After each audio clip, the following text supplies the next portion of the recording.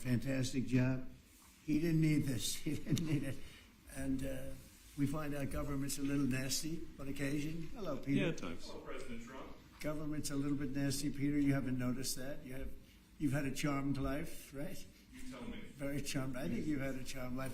I think what I'll do, if you don't mind, numbers have just come out which are rather extraordinary, and I thought I'd play a tape of one of the people who I've respected over the years, from Joe Kiernan and Rick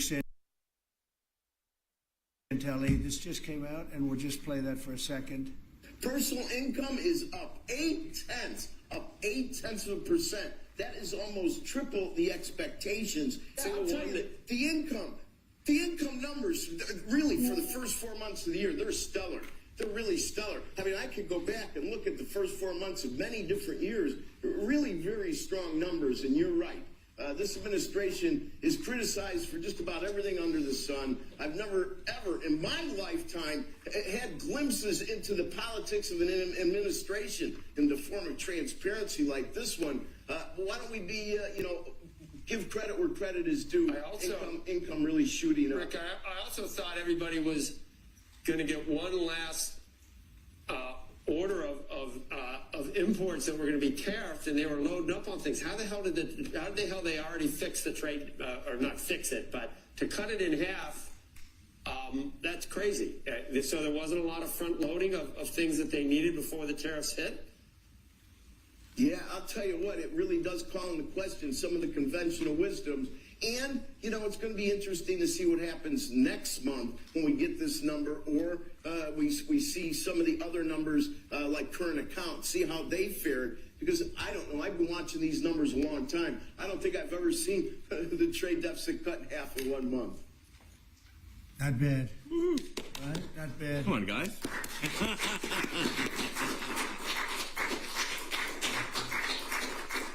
Yeah. I see Howard and Scott are here, so it's great. You guys want to stand over here? You might as well. You're the ones that help produce those numbers, and it'll only get better. The tariffs are so important, and that's why we were so happy with the decision yesterday where the tariffs continue, because without the tariffs, our nation would be imperiled. We would really be imperiled. I think I can say that with great surety, Scott and Howard. And so we were very happy to get that decision, that big decision yesterday. And today it's about a man named Elon, and he's one of the greatest business leaders and innovators the world has ever produced. He stepped forward to put his very great talents into the service of our nation, and we appreciate it. And I just want to say that Elon has worked tirelessly helping lead the most sweeping and consequential government reform program in generations. And the kinds of things that he's found and his people have found. He's brought a group of very smart people in, and they found things that are pretty unbelievable.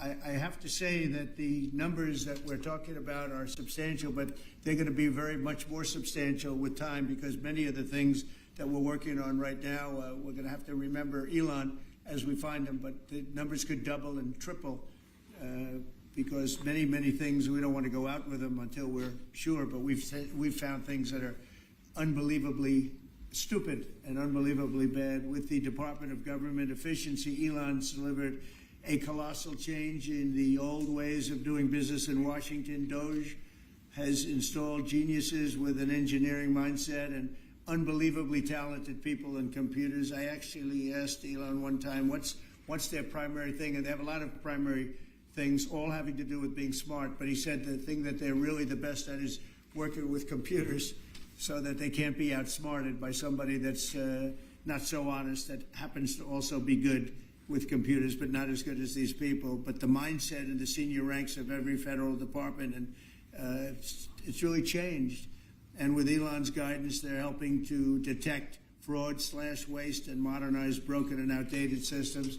So as you know, we're talking about various systems and changing systems. And, sadly, it takes a long time to do that. You'll change, let's say, a system at IRS and computerize it properly, where the job can be done in 1/10 the time, but it takes sometimes years to rebuild those systems. But we've started. In many cases, we've started. I will say that this has less to do with Elon, but the air traffic control systems we're bidding out to the best companies in the world, those systems right now. They were what the previous administration was horrible what they did. They spent billions and billions of dollars, and in the end, it didn't even come close to working. They tried to hook up wire to copper, and it can't be done. And they just spent billions of dollars and just wasted money. Actually made the system much worse. So we're going to get a brand new modern system. Congress is working with us on that, and we're going to get it done as quickly as we can. But it's in the works, and once it's done, it'll be good for 30 years. But we have a system that's 48 years old and would have a modern computer hooked into a very outdated computer, and they don't hook up. I mean, they didn't hook up. So after spending billions of dollars, they turned on the system, and in never any cases from local to countrywide, they never worked. More than 75,000 bureaucrats have voluntarily left their taxpayer-funded jobs to come out and really do the job. Countless wasteful and unnecessary contracts have been terminated, and you know that we have terminated many, many contracts, and many contracts, Elon, are right now being looked at, and it may be 6 months, it may be almost a year in some cases. We're going through procedures, we're going through courts, and we'll remember you as we announce billions of dollars of extra waste, fraud, and abuse. Just as an example, DOGE canceled $101 million for DEI contracts at the Department of Education, $101 million, and that was just a small section of the Department of Education. $59 million for illegal alien hotel rooms in New York City, and the landlord never made the kind of money that he made in the last short period of time. $59 million to a hotel in New York City, $45 million for diversity, equity, and inclusion scholarships in Burma. In Burma, does anyone know about Burma? $42 million for social and behavioral change in Uganda. $40 million to improve the social and economic inclusion of sedentary migrants. I can say it's $2 billion to Stacey Abrams and her environmental movement. There was $100 in the account, and all of a sudden they found $2 billion in the account. And I assume that's being looked at. I don't know. I'm not sure, but I assume that's being looked at. Think of that, $2 billion. And then Lee will tell you there's another one over there for $20 billion being spent on another environmental crash. $20 billion, not 20 million, a lot, not 200,000, which is a lot. So think of it, in her case, you have $100, and now all of a sudden she gets hit with an infusion of $2 billion just before I take office. $20 million for Arab Sesame Street in the Middle East. Nobody knows what that's all about. Nobody's been able to find it. $8 million for making mice transgender. So they spent $8 million on making mice transgender. And those are better than many of the others. I could sit here all day and read things just like that, but we have other things to do. So it's much, much more than just that. We're totally committed to making the DOGE cuts permanent and stopping much more of the waste in the months to come. We want to get our great, big, beautiful bill finished and done. After that, we put some of this into the bill, but most of it's going to come later. We're going to have it cauterized by Congress, affirmed by Congress.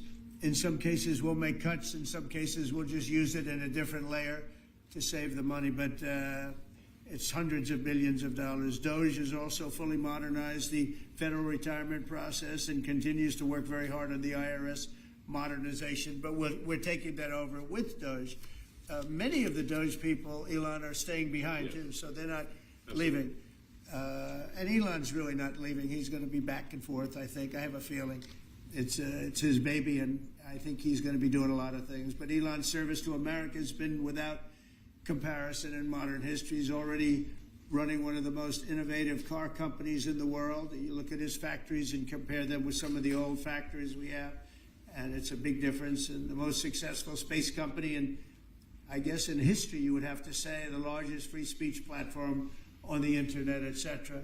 Yet Elon willingly, with all of the success, he willingly accepted the outrageous abuse and slander and lies and attacks because he does love our country. I know that very much. He loves our country. He comes from another country, a country that's going through trials and tribulations, I would say.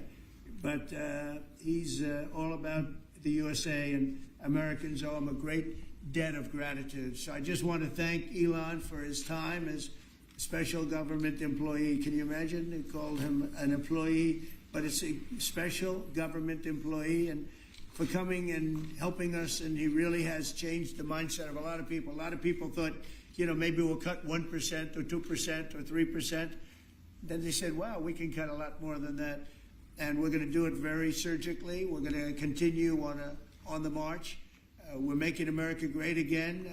When I was in Saudi Arabia, and we were in, as you know, 3 really great countries, predominantly the 3. Qatar was great. UAE was great. Saudi Arabia, incredible. Such an incredible experience to be in those 3 countries. But the Crown Prince of Saudi Arabia, and I must tell you, the great leaders of the other 2 that we just mentioned, they all said the same thing, that the United States is the hottest country right now anywhere in the world. And 6 months ago, we thought it was dead. It was like a dead country. And it would have been a dead country if we didn't have the right result on November 5th. It would have been a horrible, horrible situation was going on with the borders, with transgender for everyone, men playing in women's sports, and so much more. But they were saying the hottest country anywhere in the world. And then I played that little clip because I was one person who was respected, but there were 2 people, because Joe was in that one too. Joe's a good man. But that was one group of people saying something about the success of what we've done over the last 4 months. They cannot believe it. In the one case, they said they've never seen anything like it as long as they've been doing what they've been doing. They've been doing it for a long time. So I want to thank Elon for helping.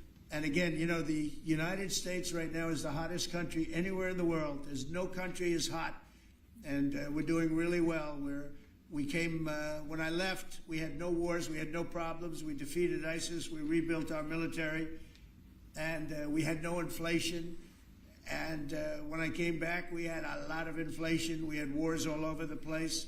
We had the embarrassment in Afghanistan, where we gave up billions and billions of dollars of military equipment, the most embarrassing moment in the history of our country, I believe. I believe that strongly. We have Russia with Ukraine. We had the attack in Israel in October, the horrible attack, October 7th. Horrible, horrible attack. Nobody's ever seen anything like it. And now we have something where we're really healing a lot of that.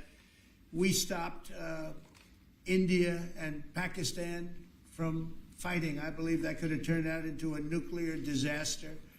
And I want to thank the leaders of India, the leaders of Pakistan, and I want to thank my people also. We talked trade. And we said we can't trade with people that are shooting at each other and potentially using nuclear weapons. And they're great leaders in those countries, and they understood, and they agreed. And that all stopped, and we're stopping others from fighting also, because ultimately we can fight better than anybody. We have the greatest military in the world.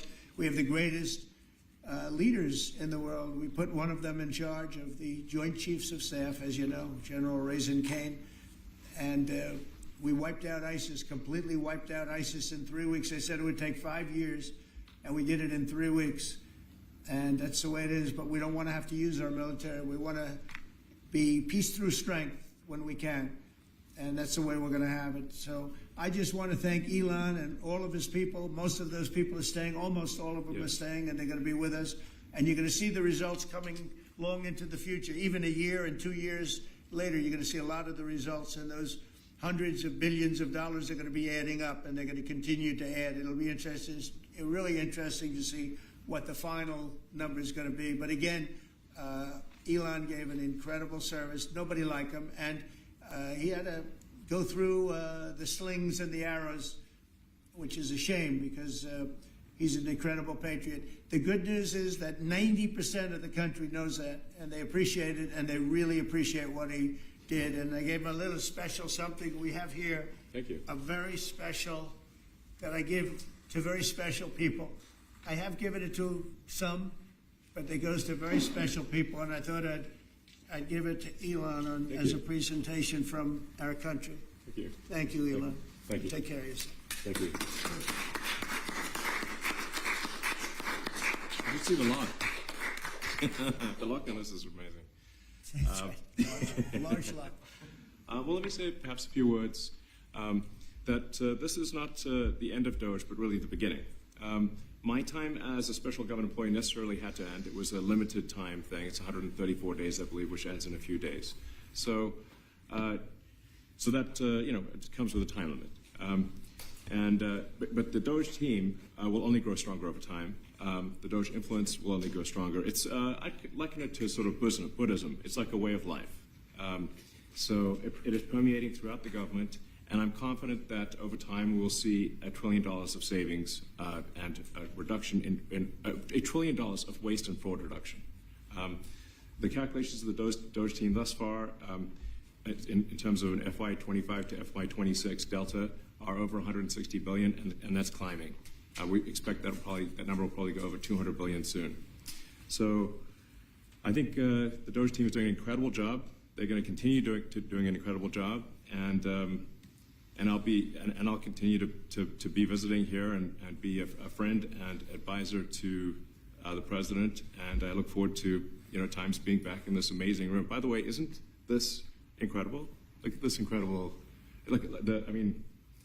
It's stunning. I think the way that the Oval Office, how the president has just completely redone the Oval Office. It's beautiful. I love the gold on the ceiling. Thank you. It's pretty nice. Yeah. It's been there a long time. That was plaster. Nobody ever really saw it. They didn't know the eagle was up there, and we highlighted. It's essentially it's a landmark, a great landmark, and that's 24-karat gold, and everybody loved it. And now they all see it when they come in. So it's been good. The Oval Office finally has the majesty that it deserves, thanks to the president. So I look forward to continuing to be a friend and advisor to the president, continuing to support the Doge team, and we are relentlessly pursuing $8 trillion in waste and fraud reductions, which will benefit the American taxpayer. That's it, really. Thank you, Mr. President. Thank you. Great job. Fantastic. Thank you. President Trump, the president mentioned that you had to deal with all the slings and arrows during your time at Doge. There's this New York some of the people, some of the media organizations in this room were the slingers. Well, so there is a New York Times report today that accuses you of blurring the line between. It's the New York Times. Is that the same publication that got a Pulitzer Prize for false reporting on the Russiagate? Is it the same organization? I think it is. I think it is. I think the judge just ruled against the New York Times for their lies about the Russiagate hoax, and that they might have to give back that Pulitzer Prize. That New York Times? Let's move on. Okay. Next question. President Trump, Biden aides who used to work here are in talks with Republicans in Congress to go and testify about what they did or didn't do to possibly conceal President Biden's decline. Do you think that Dr. Jill Biden should also have to come in and testify about what she did or didn't do? Well, I hate the concept of it. It's the wife of a man who was going through a lot of problems, and everybody that dealt with him understood that. And I guess it came out during the debate loud and clear. That was the biggest signal of all. They have to do what's right. The country was there was a lot of dishonesty in the election, as you know, of 2020. That's been now caught. People understand it was a rigged election. And when you go further out, when you see the auto pen, I think the auto pen is going to become one of the great scandals of all time, because you have somebody operating it or a number of people operating. Because I knew Joe Biden. Joe Biden wasn't in favor of opening up borders, letting 21 million people into this from prisons and mental institutions and gang members. He wasn't into that at all. And who signed these orders, proclamations, and all of the different things that he signed that set our country so far back, that was so bad for our country. With the auto pen, how would it work? Like, we're in the Oval Office right now. If there was a group of rogue staffers that worked for you who wanted to advance a bill or an executive order without your knowledge, how could they do it? How do they do Well, it? it's very hard because I'd read your newspapers or your media the next day and I'd say, well, I didn't approve that, and I would find it. I mean, they wouldn't get away with it for long because I'd say, I never signed that. Who the hell signed that?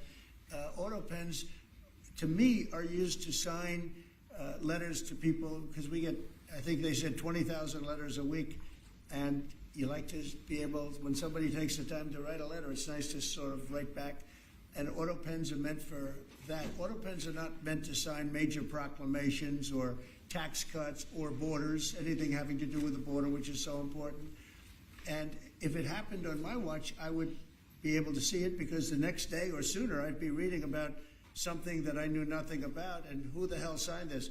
So I almost never used the auto pen. In fact, yesterday I was signing about 81, I think it was 81 proclamations and statements to people that I think should be signed by us. I think when you write letters to foreign dignitaries or presidents or prime ministers, you should be signing those letters, not done with auto pens. I understand he signed almost everything with an auto pen. It's a very dangerous thing. It really means you're not president. Whoever operated the auto pen, and we think we know who that is, and it was actually more than one person, but that's not what the presidency is all about. I hardly use the auto pen. Are you going to reinstate the tariffs on China? You said that they violated the agreement with the U.S. Well, they did. They violated a big part of the agreement we made. You know, if you read that whole statement, I was very nice to them. I helped them because they were in trouble with the stoppage of a massive amount of business. But I'm sure that I'll speak to President Xi and hopefully we'll work that out. But yeah, it's a violation of the agreement. Yeah, please. Mr. President, can you give us an update to the latest ceasefire agreement that Israel has agreed to, but Hamas still considering? Well, they're very close to an agreement on Gaza, and we'll let you know about it during the day or maybe tomorrow, and we have a chance of that. And I think we have a chance of making a deal with Iran also. They don't want to be blown up. They would rather make a deal, and I think that could happen in the not-too-distant future. That would be a great thing if we could have a deal without bombs being dropped all over the Middle East. That would be a very good thing. They can't have a nuclear weapon. We want them to be safe. We want them to have a very, very successful nation. Let it be a great nation, but we can't have that. They cannot have a nuclear weapon. It's very simple. And I think we're fairly close to a deal with Iran. Mr. Musk, a question for Elon. Yeah, please. You said just now that you look forward to being a friend and advisor to the president. So do you expect to continue advising the president and Doge informally, or are you going to sort of shift your focus entirely to your companies? Well, I expect to continue to provide advice whenever the president would like advice. I hope so. I mean, I expect to remain a friend and an advisor, and certainly if there's anything the president wants me to do, I'm at the president's service. Mr. Musk, on Doge, you said that there was $1 trillion promise for cuts from. Yes, I think we do expect over time to achieve the $1 trillion. But what have you found in your time here was the biggest roadblock to getting those cuts? Was it the cabinet, or was it Congress, or something else? What was the biggest roadblock from your work? It's mostly just a lot of hard work. It's really not any one person or Congress. It's going through really millions of line items and saying just each one of them makes sense or does not make sense. Obviously, at times when you cut expenses, those who are receiving the money, whether they're receiving that money legitimately or not, they do complain. And you're not going to hear someone confessing that they received money inappropriately. Never. They're going to always say that they received money appropriately for an important cause. Naturally, that's what you'd expect. So we just have to. It's just a lot of work going through the vast expenses of the federal government and just really asking questions. What's this money for? Are you sure it's actually being used well? Many times we can't even find anyone who defends it. So for a lot of the expenses, there is actually no defender at all. And then we have to just work through the process of stopping the spending, where there's often literally no defender. Nobody even knows why the money's being spent. It's truly absurd. I mean, we find situations where there are millions of software licenses with 0 people using them. 0. Exactly. This is the quizzical expression. You're like, surely, if there's millions of software licenses, someone should be using them. No, and then we've got to go through the process of saying, okay, look, if no one's using the software, we need to terminate this software license agreement. That's everywhere in the government, by the way. Mr. Musk, what do you think would be easier, colonizing Mars or making the government efficient? It's a tough call, but I think colonizing Mars and making life multiplanetary is harder. And as I said, we do expect to achieve over time the $1 trillion of savings. We can't do it in like a few months, but if you say by the official end of DOGE, which the president may choose to extend, is the middle of next year. If you say by the middle of next year, with the support of the president and Congress, could we achieve $1 trillion of savings? I think so. We're on track to do so. Do you have faith that Congress has been... Go ahead. Mr. President, you had mentioned earlier in the week that DOGE had become a whipping boy, and as the president mentioned, you went through a lot to go through this process. Yeah. Was it worth it for you, and what would you change? Yes, so what we found was happening was that if there were any cuts anywhere, then people would assume that was done by DOGE. And so we became like essentially the DOGE boogeyman, where if any cut anywhere would be ascribed to DOGE. A friend of mine's daughter, who's at law school at Georgetown, thought that DOGE had cut the Senate, internships the legal internships for the Senate, and we have nothing to do with that. So if they have been cut, it's not to do with us, just as an example. So, it just became a bit ridiculous where any cut anywhere was somehow DOGE, and including things that made no sense, and we would agree made no sense. There are many things that occur in the government because it's the banal evil of bureaucracy. The frankly largely uncaring nature of bureaucracy. It's as the great Milton Friedman said, money is spent most poorly when it is someone else's money being spent on people you don't know, and that's how federal spending is. And then you can't really even blame the individuals because the way the government works is complaint minimization. So. When you do when someone within the government tries to stop money being spent, there's usually someone that complains. And then their manager will say it's not worth the trouble. Just pay it anyway. That happens over and over again. So was it worth it? I think it was an important thing. I think it was a necessary thing, and I think it will have a good effect in the future. Thank you, President Trump. This week there was a video on board a plane that showed the First Lady of France slapping her husband, Emmanuel Macron. Do you have any world leader to world leader marital advice? Make sure the door remains closed. That was not good. Yeah. That was not good. No, I spoke to him, and he's fine. They're fine. They're two really good people. I know them very well, and I don't know what that was all about, but I know them very well, and they're fine. I got a little shiner here. What do you think about the Democratic Party plan to avoid being swept in every battleground state again by spending $20 million to study how to speak to American men? Well, they spent $2.8 billion. We spent 1.5. We spent much less. We spent about half of what they spent. They spent 2.8 billion. It's a lot, but they couldn't get 28 million at the end. And now they want to spend, I read that, they want to spend money to learn how to talk. That's fake. You don't want to be fake. You shouldn't have to hire consultants to say what America needs, because then the consultants should be running the deal, not them. But I read that they want to spend a lot of money in each state. So we won all 7 swing states, 7 out of 7. We won a lot more than that. We won the popular vote. We won everything. And they want to spend money to find out what they did wrong. And I mean, I could tell you what they did wrong. I could tell you every one of their programs when they say men playing in women's sports. I would say that's not a winner. When they say transgender for everybody, I think that's not a winner. when they say open borders so the entire world population of criminals can pour into our country. I don't think that's a winner. I mean, I just gave them that for free, but I don't know if they'll change their ways. I see them all the time. I see people that I know in Congress, Democrats, they're trying to justify some of the things I just said. You can't justify them. I always hear they're 80-20 issues. I say they're not 80-20, they're 97-3. They might be 99-1. They're not 80-20. They wish they were 80-20. And they're wasting a lot of money if they're going to continue with that nonsense. And this Mr. President, on the big six question, but back when you listened to The Apprentice, you mentioned once in 2012 that Diddy was a good friend of yours back then.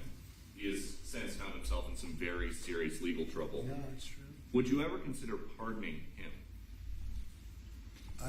Well, nobody's asked. You had to be the one to ask, Peter, but nobody's asked. But I know people are thinking about it. I know they're thinking about it. I think some people have been very close to asking. First of all, I'd look at what's happening, and I haven't been watching it too closely, although it's certainly getting a lot of coverage. I haven't seen him. I haven't spoken to him in years.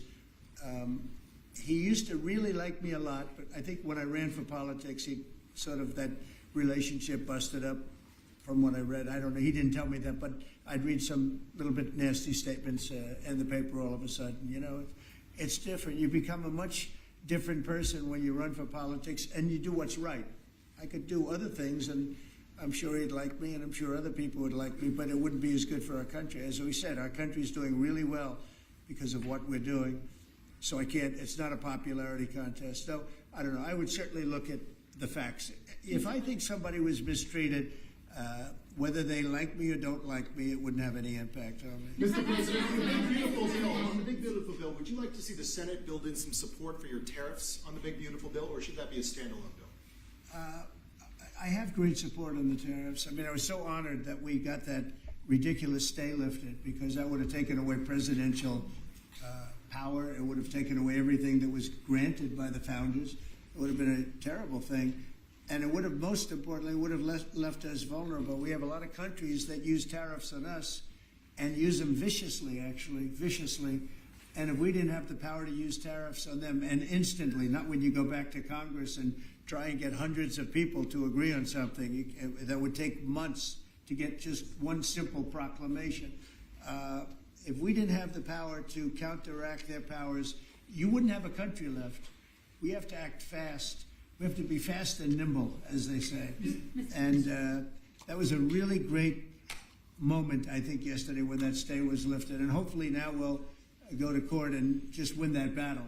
Because if we don't have the power to do what they're doing to us, we are going to be a great nation no longer. Quickly, Mr. President, Elon Musk was once idolized by folks on the left in this country before joining your administration. Now he's considered a hero by conservatives. Why do you think this man, what he's done in American life, has been so politicized? Well, his life has been amazing. I mean, I look at so many different things. I look at that rocket being, guided back into position. I've never seen that before. I thought it was a space movie. I thought it was a movie. You look at what he's done in terms of communication. It's been unbelievable. So many different, even tunnels going underground, not having to go through all the process of going, he's got a company that does that. He's got so many different companies. Starlink, as an example. He saved a lot of lives, probably hundreds of lives in North Carolina. I don't even know if you remember, but I called you. They needed Starlink in North Carolina. And I didn't know what the hell Starlink was. I said, what is it? Who owns it? He said, do you know Elon Musk? I said, you happen to know the gentleman. This was before his government stay. And they said, we really need it, because North Carolina became an island. It was, people had no communication. They had no access to anything, and they were dying. And I called up Elon, and you can't get it because it's so successful. It's very hard to get. And he had so much of it brought over there, and they told me it was unbelievable. It saved a lot of lives. So, he's just done a lot of things. I don't think he gets credit for what he's done. But he's a very good person, too. Mr. You know what? If he wasn't a good person, but he did the same things, I'd probably maybe speak differently. He happens to be a really good person who loves the country. Mr. President, one big beautiful bill. You had indicated this week that there were some things you didn't like about what had passed in the House. What changes do you want to see the Senate make? And you had also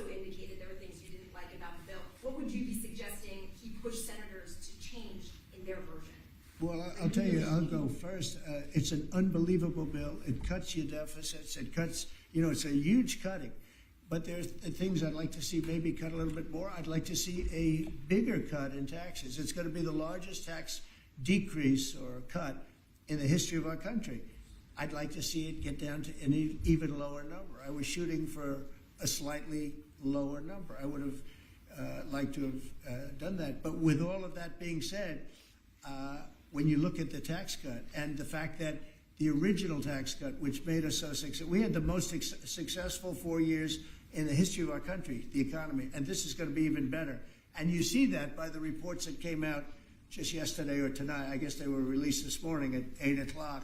You see the kind of numbers where somebody that's a pro is like, whoa, I haven't seen numbers like this since I've been doing this. These are human emotions of professionals that have never seen numbers like, and we've just started. The bill is a great bill. It's going to be jiggered around a little bit. It's going to be negotiated with the Senate, with the House. But the end result is it extends the Trump tax cuts. If it doesn't get approved, you'll have a 68% tax increase. You're going to go up 68%. That's a number that nobody's ever heard of before. You'll have a massive tax increase. If it does get approved, you'll have a large tax cut, the largest we've ever had. When you add the past tax cuts that we got you, the Trump tax, they call them the Trump tax cuts. It's an amazing bill. It does amazing things. With all of that, it's going to be adjusted a little bit over the next coming weeks, and I think it's going to be passed. The Republicans want to pass it. With all of the great things it does, including an extension of debt, it's the extension. We have to extend the debt. If we don't extend debt, we're in default. Now, the Democrats might like our country to be in default, but in 250 years, we've never been in default. That was handed to them by a very well-meaning man that gave it to them because he thought it was the right thing to do. It could have been their problem before the election, but this man thought it was the right thing to do, and he was well-meaning. I don't hold anything against him for that, but that was put on our plate when it should have been on the Democrats. September 28th, a famous date. It should have been taken care of by the Democrats, but this person, a man of power, gave it to us so that in June that comes due. Well, we have to take care of that because if we don't take care of it, we have a country in default, and we don't ever want to have a country in default. I'll tell you, a certain senator, Elizabeth Warren, said that she would never, ever allow a default on our debt. She would never let it happen, and she would like to get rid of the debt ceiling, what's called the debt ceiling. I call it the debt extension because we really need an extension, that she'd like to see that gotten rid of. And there are many people that agree. Many Democrats agree with that. But we gave that through, and I don't want to say an error. He did it well-meaning. They gave that to us. It was a Democrat problem just before the election. Would have had a huge impact on the election. And to our benefit, we won anyway, but to our benefit. But felt that really for the good of the country, we should extend that. But Elizabeth Warren and various other people would like to see that. Her whole career, she wanted to see it terminated, gotten rid of, not being voted on every 5 years or 10 years. And the reason was because it's so catastrophic for our country. And I always agreed with her. That was one thing I agreed with her on. Now, I haven't spoken to her, but I would say that if you asked her that question now, she'd say, no, it's their problem. But it's a very unfortunate situation. It's a very unfair situation. And she happened to be right on that. It should be gotten rid of, or it should simply be extended. But that's one of the things that gets taken care of in this bill. That automatically gets extended for a 4-year period, and it should be. But I agree with Elizabeth Warren on that. I think you should get rid of it. It's too catastrophic. Mr. Musk, Yeah, please, go ahead. do you want to see, Mr. Musk, to the bill? And to international students, I guess you're welcome to study in the United States. And one question for Mr. Musk. To students, well, we want to have great students here. We just don't want students that are causing trouble. We want to have students. I want to have foreign students. I think Harvard, it's close to 31%. That's a lot. Our country's given $5 billion plus to Harvard over a short period of time. Nobody knew that. We found that out. I wouldn't say that was a Doge thing, but we found that out over a period of time. That was sort of a Trump thing. We ended up in litigation for other reasons because they're very anti-Semitic. And in finding out and in going through the books, we found out that the country gave them $5 billion plus, much more than that, actually. And we're having it out with them, and let's see what happens. I think we have a very good, well, it's a very sad case. It's a case we win. We can't lose that case because we have the right to make grants. We're not going to make any grants like that. But I don't think Harvard's been acting very nicely. I think Columbia wants to get to the bottom of the problem. They've acted very well. And there are other institutions, too, that are acting, but Harvard's trying to be a big shot. And all that happens is every 3 days we find another $100 million that was given. 2 days ago, we found $200 million more. The money's given to them like gravy. I'd like to see the money go to trade schools, where people learn how to fix motors and engines, where people learn how to build rocket ships. Because, you know, somebody has to build those rocket ships. Yeah. And I'd like to see trade schools set up, because you could take $5 billion plus hundreds of billions more, which is what's spent. Absolutely. And you could have the greatest trade school system anywhere in the world. And that's what we need to build his rockets and robots and things that he's doing, and to build lots of other things. And, you know, I went to school with people. In some cases, they weren't good students, but they could fix the engine of a car better than anybody I've ever seen. They could take it apart blindfolded. They had an ability at that. And they did very well. They made a lot of money. You know, it's a very skilled job. It's great. But I'd like to see a lot of money going into trade schools. I've always felt that. And we probably found our pot of gold, and that's what's been wasted at places like Harvard. And the money's been wasted. Yeah, please. Yeah, I wanted to ask quickly, Mr. Musk, is your eye okay? What happened to your dry? I noticed there's a juice there. Well, it wasn't. I wasn't anywhere near France, so.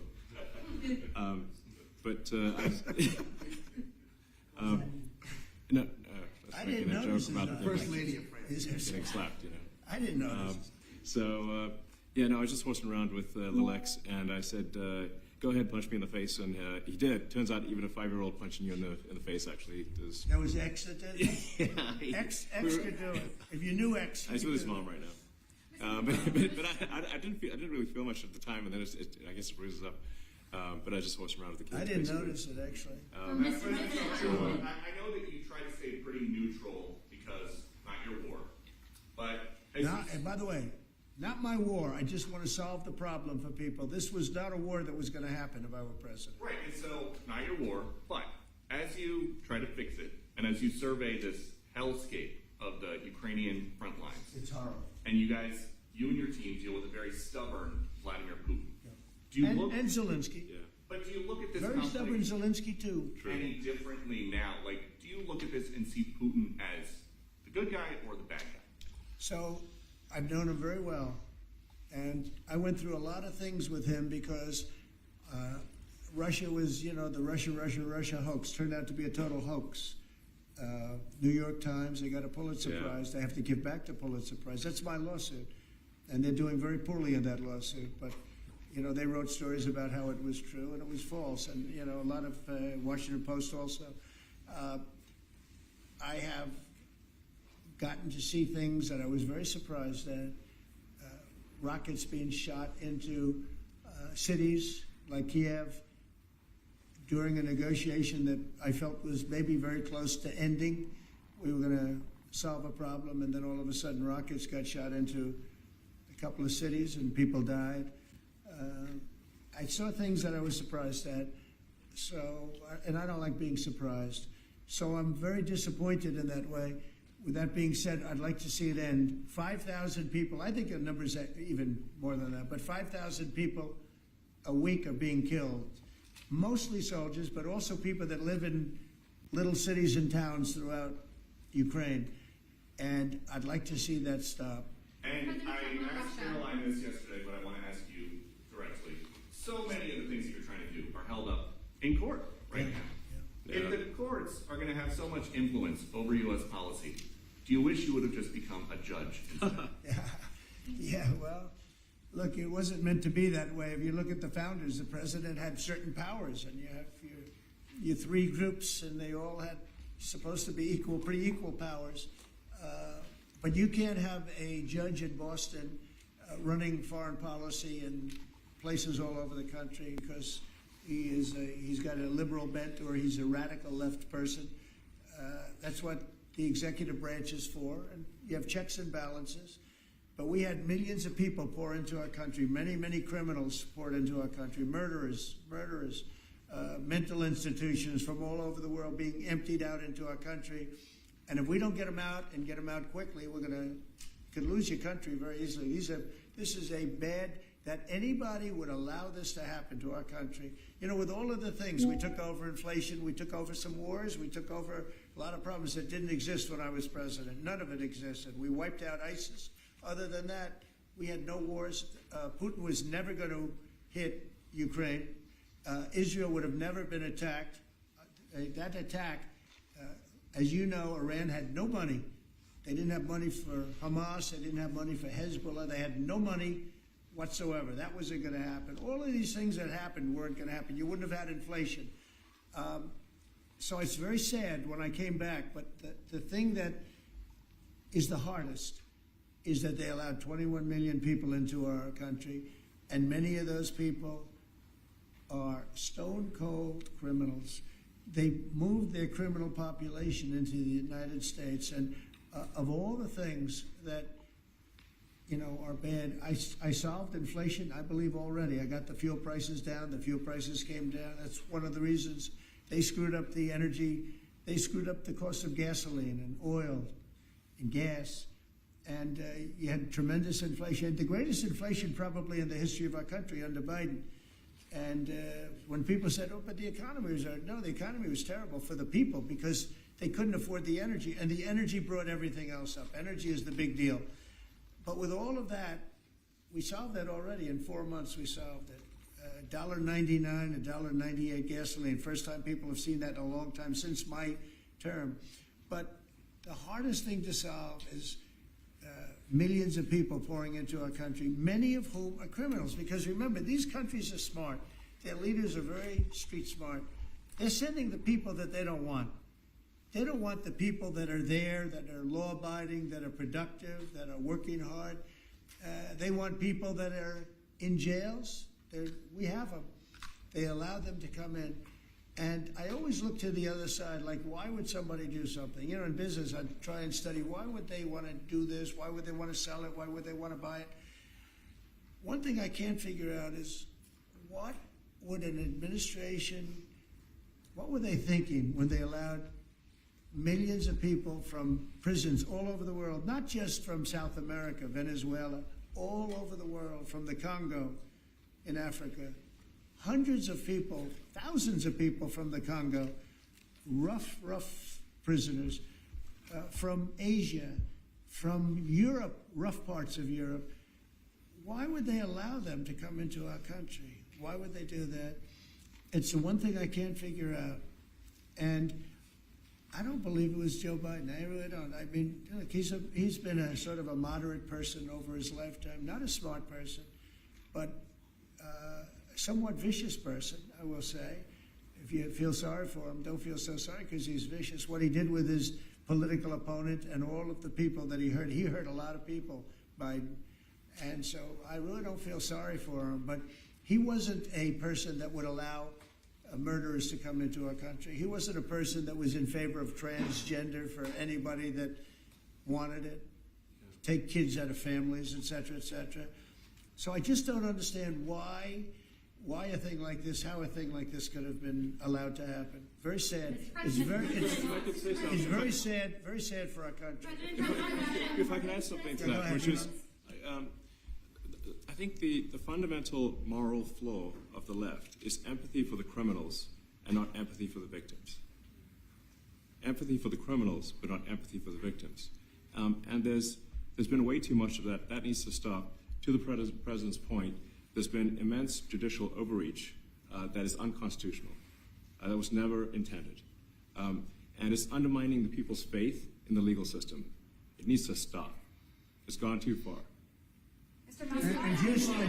And just today, we had, just a couple of hours ago, we had a great decision from the Supreme Court, thank goodness. that was very important. We had two important decisions yesterday on the tariffs because, again, we have to be able to fight a fair fight with other countries. Howard, would you say we have to be able to use tariffs to fight people that use tariffs on us? I mean, if we didn't have that power of tariffs, we would economically be destroyed as a country because they will destroy us. Other countries will destroy us with unchecked tariffs. We can check them when we have the use. They tried to take that power away from us. And if you take that power away, we're not going to have a country. We won't have an economically viable country. But it's very important on immigration that we be able to get people out without having to go through a long court case. I mean, it was up to some of these judges. Every single one of these millions of people, criminals, prisoners that were let go from jails because they save a fortune when they did. They brought them into the United States. You know what they're saving? The money they're saving? But some of murderers, it's very important that we're able to get those people out of here fast, bring them back to their country where they belong. And those countries take them because if they don't take them, they have to go through the wrath of the United States, and they take them. But we have judges that don't want that to happen, and it's a terrible thing. That's going through the court system right now, that whole situation. But when ICE and with Border Patrol, they've done an incredible job. When they do this incredible job and they capture 100 killers and drug dealers, and we can't keep them for years here as we go through trials. We have to get them out rapidly, and we know who they are. And we're very careful about who they are, but we have to get them out rapidly, or again, we're not going to have a country. Okay? Maybe one or two more. Go ahead. That tariff may also affect companies like Tesla, which has cars manufactured abroad, and this is also to you, Mr. Musk. Well, he's going to end up building his whole car here. I mean, I thought he built his whole car. Pretty much he does. He's got incredible factories like I looked at one in Texas. It's unbelievable. No way. All of the manufacturers will build their parts here too. I mean, it used to bother me. They make a part in Canada, a part in Mexico, a part in Europe, and sent all over the place, and nobody knew what the hell was happening. I think it's ridiculous. You build a car, make it in America, and I gave them a little leeway on that. I gave them some leeway. But over the next year, they've got to have the whole thing built in America. That's what we want. We want America to buy American-built cars. Thank you very much, everybody. Thank you, guys. Thanks, guys. Thank you, guys. We're heading out. Right out this way. Thanks, guys. Good meeting.